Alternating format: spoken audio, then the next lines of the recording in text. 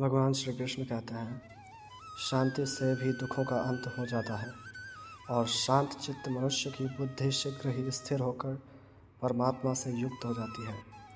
क्यों व्यर्थ की चिंता करते हो? किससे व्यर्थ में डरते हो? कौन तुम्हें मार सकता है? आत्मा ना पैदा होती है ना मरती है, हर काम का फल मिलता है। इस जीवन में ना कुछ खोता है ना व्यर्थ होता है। विषयों का चिंतन करने से विषयों की आसक्ति होती है, आसक्ति से इच्छा उत्पन्न होती है और इच्छा से क्रोध होता है, क्रोध से सम्मोहन और अविवेक उत्पन्न होता है। संयम का प्रयत्न करते हुए ज्ञानी मनुष्य के मन को भी चंचल इंद्रियां बलपूर्वक हर लेती हैं। जिसकी इंद्रियां वश में होती हैं उसकी बुद्धि स्थिर होती है।